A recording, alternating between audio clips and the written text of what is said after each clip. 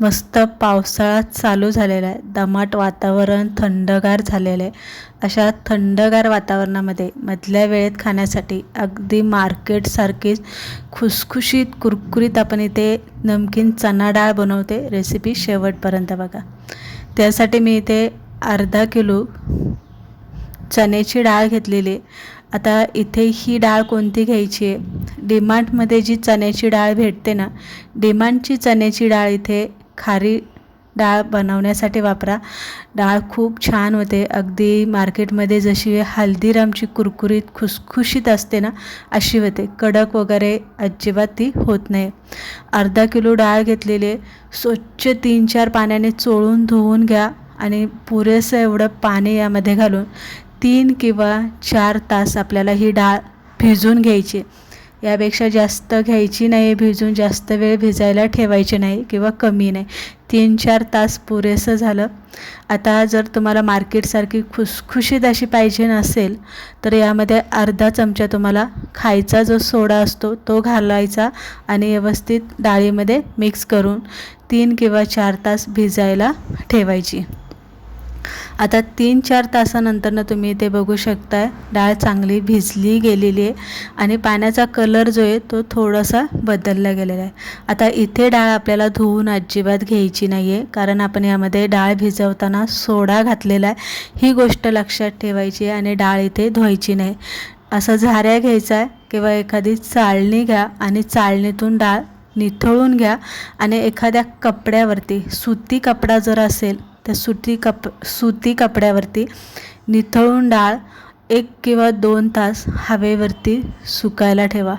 जोपर्यंत डाळ पूर्ण कोरडी होत नाही, कोरडी अशी फडफडीत होत नाही, तोपर्यंत डाळ इथे अशी पसरून ठेवायची. आधनंमधनं डाळीला हात मारायचा म्हणजे काय, डाळ अशी आधनंमधनं अशी मोकळी करायची. तर इथे बघू शकता 1.5-2 तासानंतर एकदम कोरडी झालेली. आता सगळ्यात महत्त्वाचं, डाळ इथे तळून घेताना तेल चांगलं गरम होऊन द्यायचं आणि तेलामध्ये थोडंसं अर्धा चमचा मीठ घालायचं, जेणेकरून तुमचं तेल जे आहे ते जळणार नाही आणि डाळ तुमची जी आहे ना ती तेलकट अजिबात होणार नाही. ही टिप आवर्जून इथे वापरायची.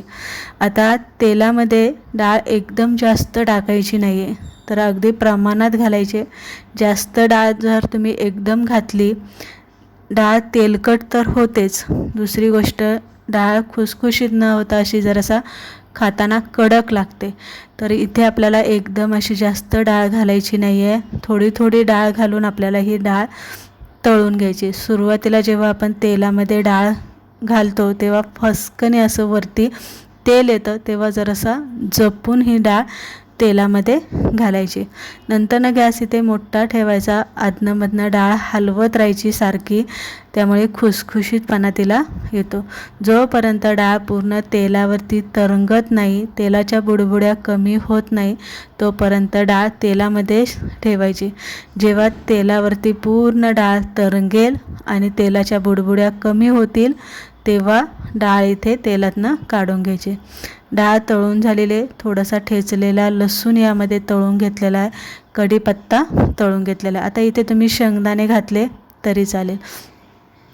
मिक्स करून घ्यायचा कढीपत्ता आणि लसूण. त्यानंतर यामध्ये आता आपण मसाले घालणार आहे. थोडीशी आंबट, तिखट, गोड, खारट अशी जर बनवायची असेल तर तुम्हाला यामध्ये चवीप्रमाणे मीठ घालायचं आहे. 1 चमचा आमचूर पावडर यामध्ये घालायची आहे, म्हणजे आंबट अशी चव येते. लाल तिखट यामध्ये 1 चमचा घालायचा आहे. थोडीशी हळद घालायची आहे, थोडंसं हिंग घालायचं आहे आणि अगदी वाटलंच तुम्हाला तर थोडीशी पिठी साखर घाला, किंवा थंडीचे दिवस चालू आहे, पावसाळ्याचे दिवस चालू आहे, साखर नाही घातली तरी चालेल. हे मसाले यामध्ये घालून घ्यायचे आणि व्यवस्थित डाळीला मिक्स करायचे. आता हाताने चांगली चोळून घ्या, म्हणजे मीठ मसाला व्यवस्थित डाळीला लागला जातो. तर इथे बघू शकता एकदम हल्दीरामसारखे आपण इथे अर्धा किलोची खुसखुशीत अशी नमकीन मसाला चणा डाळ इथे बनवून घेतली आहे. ज्या पद्धतीने मार्केटमध्ये मिळते अगदी त्याच पद्धतीने काचेच्या बरणीमध्ये, हवाबंद बरणीत भरून ठेवा. थंडीचे सादळ्याचे दिवस असल्यामुळे कुरकुरीत पदार्थ पटकन सादळले जातात आधीमध्ये चहाबरोबर तुम्ही हे खाऊ शकता किंवा बाहेर एक वन डे ट्रिपसाठी जर तुम्ही जाणार असाल तर तुम्ही हे डब्यामध्ये घालूनसुद्धा घेऊन जाऊ शकता. तर रेसिपी तुम्हाला आवडली असेल लाईक करा, शेअर करा. अशाच पुढच्या रेसिपीबरोबर भेटूया. तोपर्यंत खात राहा, मजेत राहा.